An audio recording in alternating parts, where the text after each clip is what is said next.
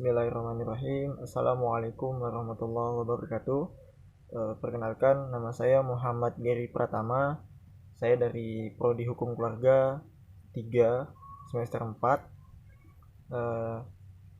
Dalam memenuhi tugas ujian akhir semester, saya akan membahas tentang hadis.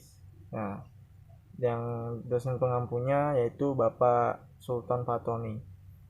Baik, langsung saja kita akan membahas tentang hadis.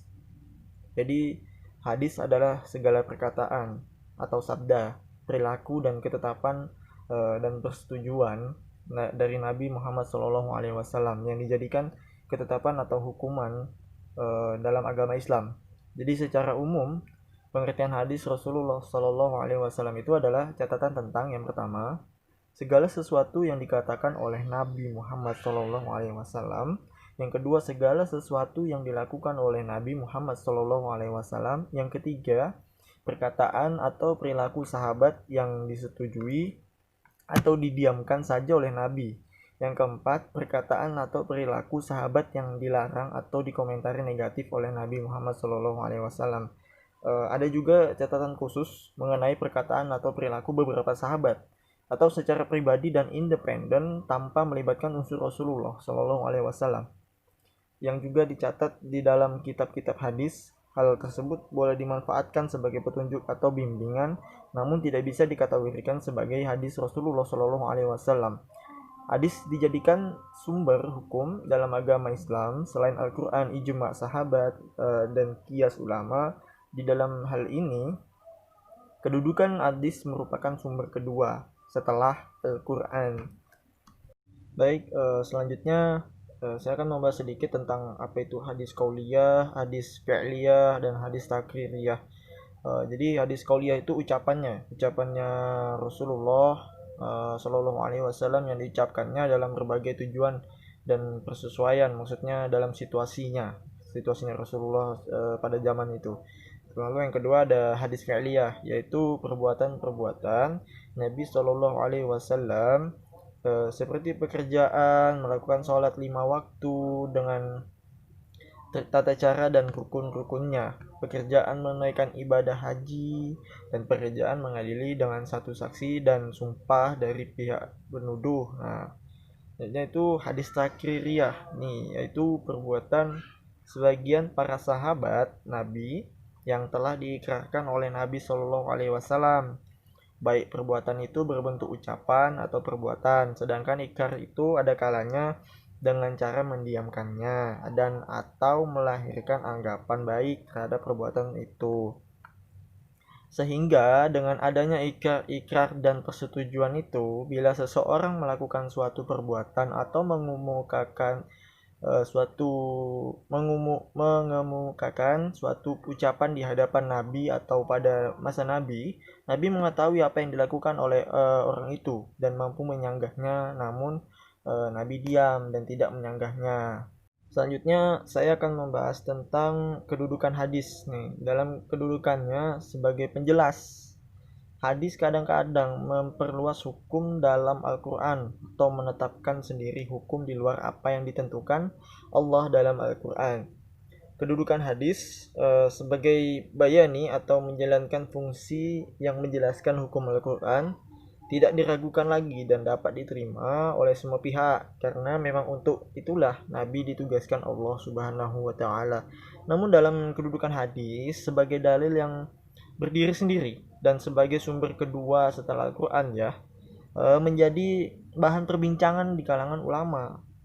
Perbincangan ini muncul disebabkan oleh keterangan Allah sendiri yang menjelaskan bahwa Al-Quran atau ajaran Islam itu telah sempurna, oleh karenanya tidak perlu lagi ditambah oleh sumber lain. Nah, jumhur ulama ini berpendapat bahwa hadis berkedudukan sebagai sumber atau dalil kedua setelah Al-Quran dan mempunyai kekuatan untuk ditaati serta mengikat untuk semua umat Islam. Nah, jumhur ulama mengemukakan alasannya dengan beberapa dalil, diantaranya yang pertama itu banyak ayat Al-Quran yang menyuruh umat menaati Rasulullah. Ketaatan kepada Rasul sering dirangkaikan dengan keharusan menaati Allah. Nih seperti dalam surah An-Nisa ayat 59 itu. Artinya, hai orang-orang yang beriman, taatilah Allah dan Rasul-Nya. Bahkan dalam tempat lain, Al-Quran mengatakan bahwa orang yang menaati Rasul berarti menaati Allah. Sebagaimana tersebut dalam surah An-Nisa ayat 80, artinya, barang siapa yang menaati Rasul, sesungguhnya ia telah menaati Allah. Dan barang siapa yang berpaling dari ketaatan itu, maka kami tidak mengutusmu untuk menjadi pemelihara bagi mereka. Nah, yang dimaksud dengan menaati Rasul dalam ayat-ayat tersebut adalah mengikuti apa-apa yang dilakukan atau dilakukan oleh Rasul sebagaimana tercakup dalam sunnahnya. Dari ayat di atas ini yang tadi menjelaskan bahwa hadis itu adalah juga wahyu. Bila wahyu mempunyai kekuatan sebagai dalil hukum, maka hadis pun mempunyai kekuatan hukum untuk dipatuhi. Nah, kekuatan hadis sebagai sumber hukum ditentukan oleh dua segi. Yang pertama itu ada dari segi kebenaran materinya, dan yang kedua dari segi kekuatan penunjukannya terhadap hukum. Dari segi kebenaran materi, kekuatan hadis mengikuti kebenaran pemberitaannya yang terdiri dari 3 tingkatan, yaitu yang biasa kita kenal hadis mutawatir, hadis masyhur dan ahad, sebagaimana dijelaskan di atas yang sebelum tadi. Lalu kita bahas tentang fungsi hadis nih. Kita masuk ke fungsi hadis. Dalam uraian tentang Al-Quran telah dijelaskan bahwa sebagian besar ayat-ayat hukum dalam Al-Quran adalah dalam bentuk garis besar yang secara amaliyah belum dapat dilaksanakan tanpa penjelasan dari hadis. Nah, dengan demikian fungsi hadis yang utama adalah untuk menjelaskan Al-Quran. Hal ini telah sesuai dengan penjelasan Allah dalam surat An-Nahl ayat 64, itu artinya, dan kami tidak menurunkan kepadamu Alkitab atau Al-Quran melainkan agar kamu dapat menjelaskan kepada mereka apa yang mereka perselisihkan itu. Nah, dengan demikian bila Al-Quran disebut sebagai sumber asli bagi hukum fikih, maka hadis disebut sebagai bayani dalam kedudukannya sebagai bayani dalam hubungannya dengan Al-Quran. Ia menjalankan fungsi sebagai berikutnya. Yang pertama, menguatkan dan menegaskan hukum-hukum tersebut dalam Al-Quran, yang ada di dalam Al-Quran, atau disebut sebagai ta'kid dan takrir. Dalam bentuk ini, hadis hanya seperti mengulangi apa-apa yang tersebut di dalam Al-Quran. Umpamanya nih, firman Allah dalam surah Al-Baqarah ayat 110 yang artinya, dan dirikanlah sholat dan tunaikanlah zakat. Nih, ayat itu dikuatkan oleh sabda Nabi yang artinya, Islam itu didirikan dengan 5 pondasi, yaitu kesaksian bahwa tidak ada Tuhan selain Allah dan Muhammad adalah Rasulullah, mendirikan sholat, menunaikan zakat. Lalu yang kedua, fungsinya itu memberikan penjelasan terhadap apa yang dimaksud dalam Al-Quran, ya. Yang ketiga itu menjelaskan arti yang masih samar dalam Al-Quran, artinya yang masih kita belum mengetahui bagaimana penjelasan yang di dalam Al-Quran. Lalu yang keempat itu merinci apa-apa yang dalam Al-Quran sebutkan secara garis besar. Terus yang kelima, membatasi apa-apa yang dalam Al-Quran disebutkan secara umum. Yang keenam, memperluas maksud dari sesuatu yang tersebut dalam Al-Quran.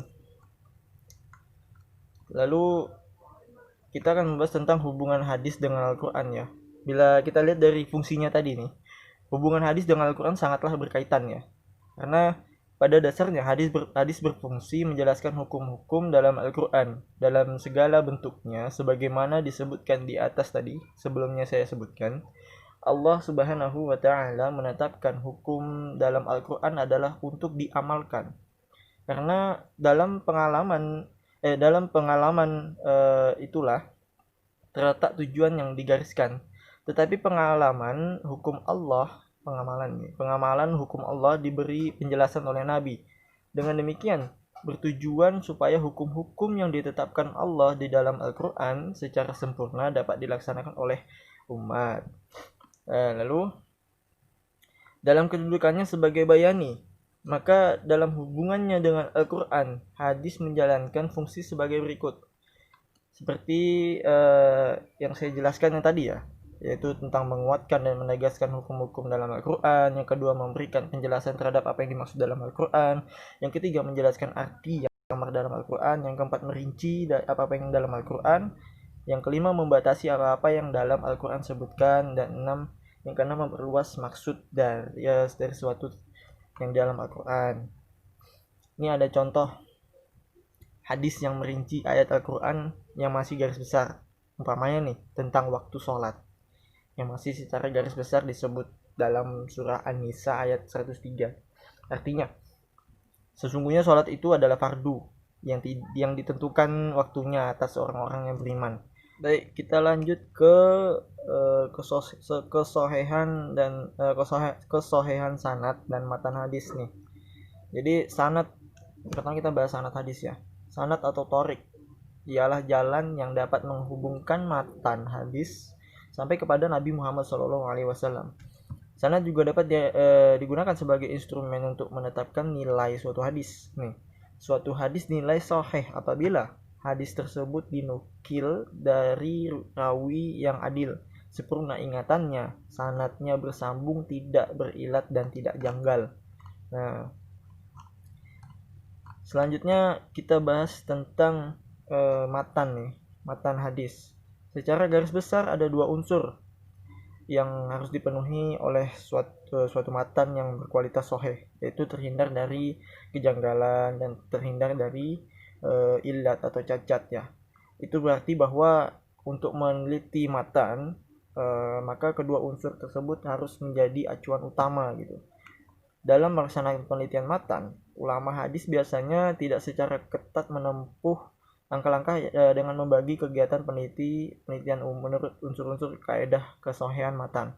Maksudnya, ulama tidak menekankan bahwa langkah pertama haruslah meneliti secara suzuh atau tadi kejanggalan, dan langkah berikutnya meneliti secara illat atau sebaliknya. Bahkan dalam menjelaskan macam-macam matan yang dhaif, ulama hadis tidak mengelompokkannya kepada dua unsur utama tadi. Ya, hal itu dapat dimengerti karena persoalan yang perlu diteliti pada berbagai matan memang tidak selalu sama. Jadi penggunaan butir-butir tolak ukur sebagai pendekatan penelitian matan disesuaikan masalahnya yang terdapat pada matan yang bersangkutan. Adapun nih saya beri pembahasan tolak ukur penelitian matan yang dikemukakan oleh ulama. Itu nggak seragam semuanya sih ulama membahas ini. Menurut Al-Khatib Al-Baghdadi, sebagaimana yang dikutip oleh Syuhudi Ismail, suatu matan hadis barulah dinyatakan sebagai makbul atau diterima karena berkualitas sahih apabila yang pertama tidak bertentangan dengan akal sehat, yang kedua tidak bertentangan dengan hukum Al-Quran yang telah muhkam, atau yang dimaksud dengan istilah muhkam dalam hal ini ialah ketentuan hukum yang telah ditetap. Ulama ada yang memasukkan ayat yang muhkam ke dalam salah satu pengertian qaid al-dalalah. Yang ketiga ada tidak bertentangan dengan hadis mutawatir. Yang keempat tidak bertentangan dengan amalan yang menjadi kesepakatan ulama masa lalu. Yang kelima tidak bertentangan dengan dalil yang pasti, dan yang keenam itu tidak bertentangan dengan hadis ahad yang kualitas kesahihannya itu lebih kuat. Ya baik, mungkin cukup sekian pembahasan tentang hadis dari saya. Mohon maaf apabila ada kekurangan, kesalahan maupun kekhilafan. Saya minta maaf sebesar-besarnya kepada Ustadz Sultan Fatoni. Sekian dan terima kasih. Assalamualaikum warahmatullahi wabarakatuh.